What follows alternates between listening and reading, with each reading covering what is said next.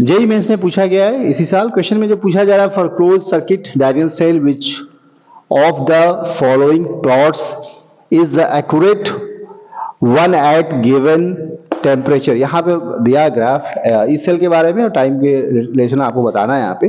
तो क्वेश्चन में एक बात ध्यान रखें, जब भी आप डायगोनल सेल के बारे में बात करते हैं तो डायगोनल सेल में क्या होता है कि दो हाफ सेल जो कि करेक्ट होती है यहाँ से, और यहाँ से आपको पता है इलेक्ट्रॉन का फ्लो इस डायरेक्शन में होता है। एक जिंक इलेक्ट्रोड होता है और यहाँ पे कापर इलेक्ट्रोड होता है। ये यहाँ पे एक सॉल्ट ब्रिज होती है और ये सोल्यूशन होता है जिंक सल्फेट का, और यहाँ पे आपका कॉपर सल्फेट का।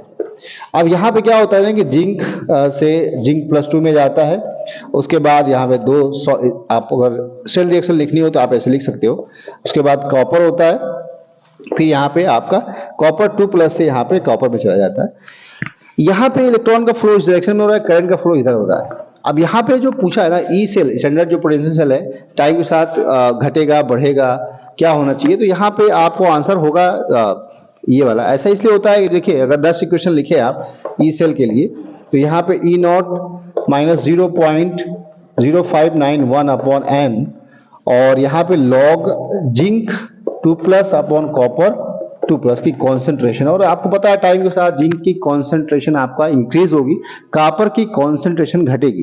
इनिशियली क्या है ना कि जो इस हाफ सेल में देखेंगे तो स्टैंडर्ड कंडीशन में देखेंगे जब, तो यहाँ पे जो सेल पोटेंशियल 1.1 वोल्ट जनरेट होता है जब यहाँ पे जिंक और कॉपर के 1 मोलर सोल्यूशन होता है। इनिशियली जिंक बहुत जिंक का क्या होता है, ऑक्सीडेशन होता है इस इलेक्ट्रोड पे, यहाँ पे रिएक्शन होता है तो जिंक +2 का कॉन्सेंट्रेशन सोल्यूशन बढ़ेगा और कॉपर का घटेगा। तो टाइम के साथ क्या हो रहा है ना कि जो ई जो सेल है जो कि डिक्रीज होगा, जैसे जैसे आपका टाइम बढ़ेगा ये सेल फॉल करेगा, क्योंकि यहाँ पे जिंक की कॉन्सेंट्रेशन क्या हो रही है ना, इंक्रीज होगी, कॉपर की आपकी बढ़ती है। दैट्स वाई यहाँ पे ई सेल आपका डिक्रीज होगा टाइम के साथ में, स्मूथ यहाँ पे होगा और यहाँ पे 0 तक पहुंच जाएगा।